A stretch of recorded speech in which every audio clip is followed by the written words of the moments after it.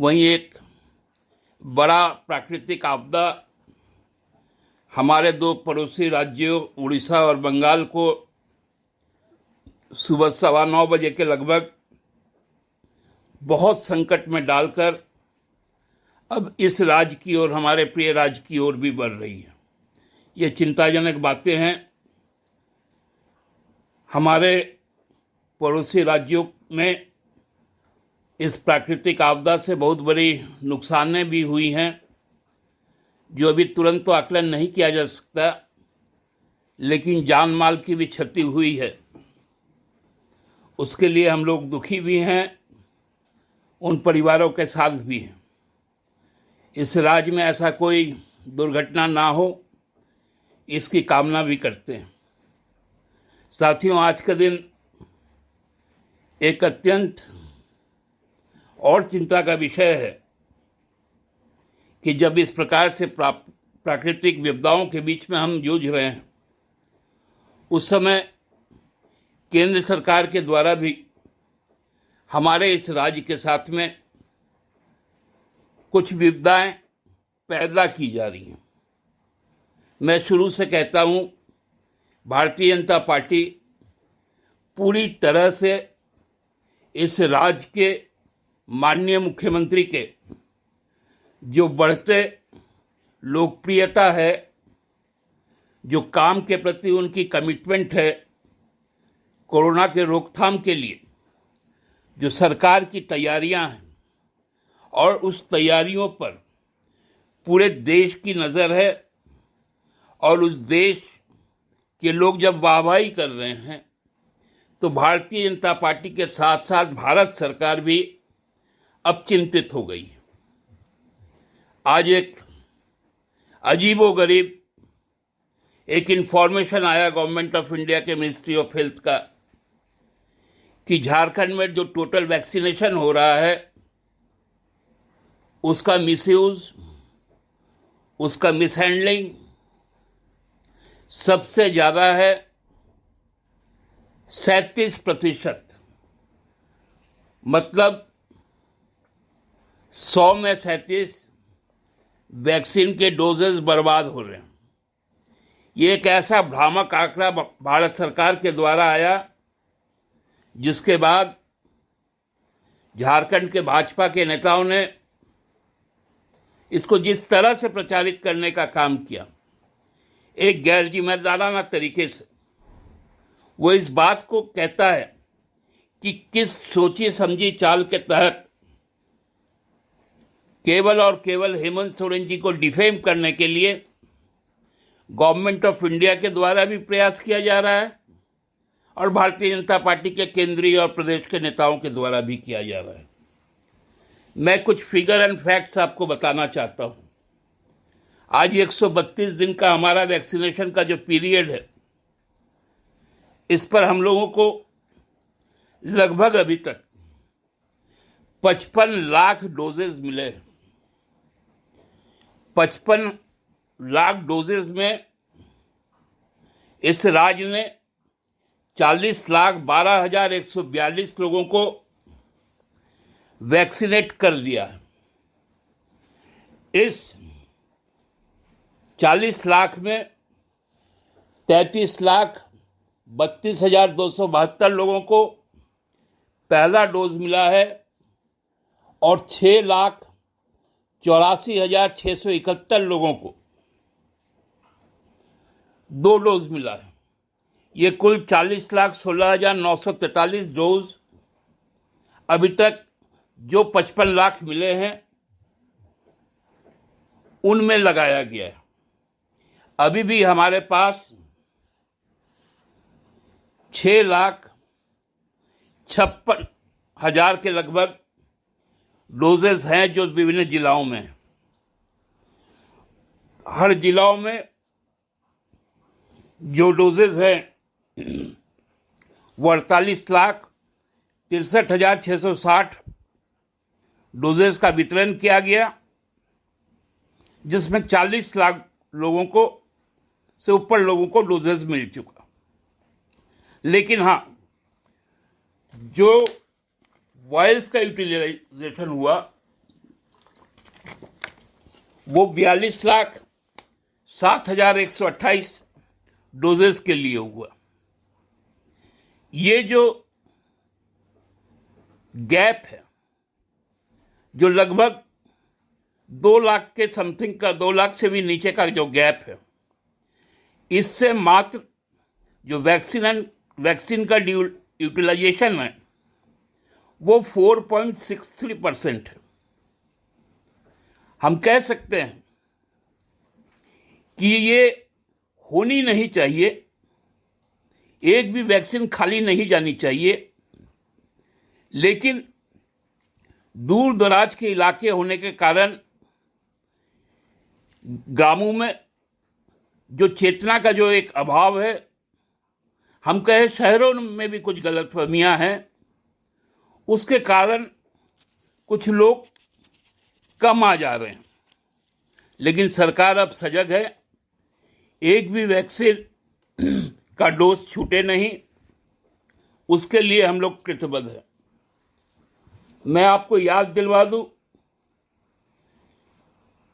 5 मई को माननीय प्रधानमंत्री जी ने वैक्सीन के बारे में सचेत करते हुए कहा था कि यूपी, तेलंगाना, आंध्र, तमिलनाडु में 10% से ज्यादा वैक्सीन की बर्बादी हो रही है, इसको रोकना पड़ेगा, इसको 1% पे लाना पड़ेगा।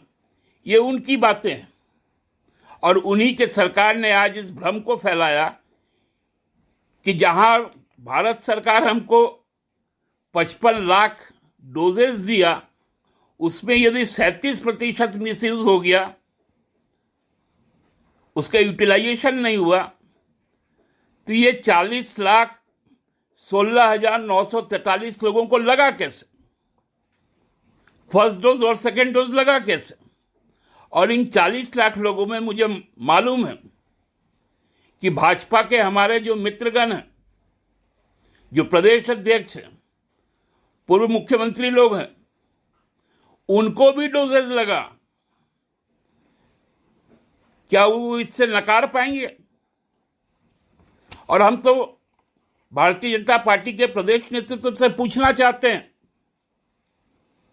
कि आपको वैक्सीन के बारे में यदि इतनी जानकारियां हैं, भारत सरकार यदि आपको इतनी जानकारी देती है, तो आपको यह भी जानकारी होगी कि आपके जो आराध्य मुख्यमंत्री हैं, जिनको दिन रात आप पूछते हैं, योगी आदित्यनाथ, उनके जो गृह जिला हैं, गृह प्रदेश है उत्तर प्रदेश, जहां के वो मुख्यमंत्री हैं, उस सांगली में एंटी रेबीज कुत्ता काटने का टीका क्यों लग रहा है?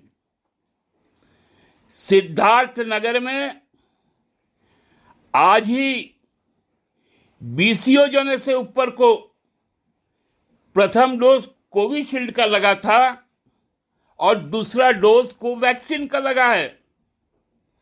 तो वैक्सीन के जानकारों, अपने आराध्य देव से पूछो कि आप वैक्सीन के नाम पर क्या कर रहे हो। इस तरह का भ्रम झारखंड में मत फैलाओ, ये अच्छी बातें नहीं है, ये गलत आदतें हैं। अरे हम तो वो लोग नहीं हैं, हम तो वैक्सीनेट भी करना चाहते हैं, वैक्सीन खरीदने के लिए ग्लोबल टेंडर भी करना चाहते हैं, लेकिन जिससे करना चाहते हैं भारत सरकार उसको परमिशन ही नहीं देती है, चाहे फाइजर को चाहे मॉडर्ना को, और कहती है कि आप ग्लोबल टेंडर निकाल लो। हम जो जरूरी दवाएं हैं, रेमडेसिविर है, चाहे जो ब्लैक फंगस के म्यूकोरमाइकोसिस के जो दवाई हैं, हम उसको लेना चाहते हैं, भारत सरकार उसको परमिशन नहीं देती है। ये क्या घालमेल है भारत सरकार का, आज तक हम लोगों को समझ नहीं आया। यहां के प्रदेश को भारत सरकार के डाटा द्वारा बरगलाया जाता है। कौआ कान ले गया, सब भाग जाते हैं उसके पीछे पीछे, कौआ कान ले गया, कौआ कान ले गया। सच्चाई इनको मालूम नहीं है। राज्य सरकार ने कहा, माननीय मुख्यमंत्री जी ने कहा कि हम वैसे लोग नहीं हैं कि जिस राम की पूजा करते हैं, जिस राम के नाम पर हम मंदिर तक वहां बना सकते हैं और उसी गंगा धारा में हम बिना अंतिम संस्कार किए मृत जो शरीर है उनको फेंक देने का काम करते हैं। हम लोग वो कफन चोर नहीं है भाजपा के मित्रों, जो रामनामी हम लोग कहते हैं, जिनको जो मृत शरीर है उनको दफन करने के बाद उस पर उड़ाया जाता है। वो लाल पीला वो आस्था की चादरें जिसमें जय श्री राम का नाम लिखा रहता है, उसको उखाड़ फेंकने का काम नहीं करते हैं। ये कफन चोरी का काम, ये राम नामी कफन को हटाने का काम आपके आराध्य देव उत्तर प्रदेश के मुख्यमंत्री के द्वारा पुलिस के संरक्षण में किया जाता है। आज बहुत शर्म की बात है, देश विपदा के काल में है, जहां हम वैक्सीन मांग रहे हैं, जहां हम वेंटिलेटर मांग रहे हैं, वहां पर आप भ्रम फैला रहे हैं। हम पूरे देश को आज 35%, 1/3 से ज्यादा आज हमारा प्रदेश ऑक्सीजन प्रोड्यूसिंग स्टेट बन गया, तो आपको चिढ़ होने लगी। आपने पिछले 5 सालों में कहीं एक ऑक्सीजन प्लांट तक नहीं लगाया था। आज हम कह सकते हैं कि 2 साल नहीं 1.5 साल के इस विपदा काल में हम लगभग हर जगह ऑक्सीजन प्लांट के साथ साथ ऑक्सीजन में आत्मनिर्भर हैं। हम 80 रुपए का सरसों तेल 200 रुपए से ऊपर में नहीं बेचने वाले लोग हैं। हम 100 के ऊपर पेट्रोल और 90 के ऊपर डीजल बेचकर गरीबों पर और मध्यम वर्ग पर दबाव बनाने वाले लोग नहीं हैं। आज का दिन एक विशेष दिन भी है, और विशेष दिन इसलिए है कि आज देश का हर मजदूर, हर किसान काला दिवस मना रहा है केंद्र सरकार के खिलाफ। आज 6 महीने हो गए 3 जो कृषि कानून है, जिसको पहले ऑर्डिनेंस से लाया गया, फिर बलात् रूप में संख्या बल के आधार पर लोकसभा में और फिर राज्यसभा में अनैतिक तरीके से पास किया गया। उन कानूनों के खिलाफ आज जो संघर्ष है, जो ऐतिहासिक संघर्ष है, हमको लगता है कि स्वाधीनता संग्राम के बाद सबसे लंबा समय तक चलने वाला सत्याग्रह ये किसान आंदोलन है। आज उनको भी हम सलाम पेश करते हैं और धिक्कार पेश करते हैं भारत सरकार के मिनिस्ट्री ऑफ हेल्थ को, जिन्होंने बिना जांच किए उन्हीं के द्वारा वैक्सीन भेजा गया। वो वैक्सीन की संख्या मैंने पहले ही कहा था कि हर राज्य की कितनी जनसंख्या है और किसको कितना वैक्सीन चाहिए, उसका एक आप रूटीन जारी करो, एक ट्रांसपेरेंट चार्ट जारी करो, किसको कब कितना जाएगा। 2 दिन का कहीं है, कहीं 5 दिन के लिए वैक्सीनेशन रुक जाता है। दिल्ली जैसे कैपिटल में वैक्सीनेशन सेंटर बंद हो जा रहे हैं। सबसे इफेक्टेड स्टेट महाराष्ट्र में वैक्सीनेशन सेंटर्स बंद हो जा रहे हैं, और आप वैक्सीन को लेकर मजाक बना के रखे हुए हैं। शर्म आनी चाहिए भारतीय जनता पार्टी के प्रदेश के नेताओं को। कौन सी आंकड़ा लेकर आप बैठे थे, किस तरह से आंकड़ा में आप बात करते थे। आज के बाद मैं भारतीय जनता पार्टी के लोगों को सचेत करते हुए कहता हूं कि इस पैंडेमिक एक्ट के तहत यदि भ्रम फैलाने का काम आप लोग करेंगे तो अब पार्टी और सरकार मजबूर होगी आप पर कानूनी कार्रवाई करने को, क्योंकि पैंडेमिक एक्ट जब लागू होता है तो भ्रम की स्थिति पैदा और अफवाह नहीं फैलानी चाहिए। आज तो एक और भी कानून आज से लागू हुआ है। जब सोशल मीडिया में जब कोरोना का जिस तरह से केंद्र सरकार ने इसका कुप्रबंधन किया,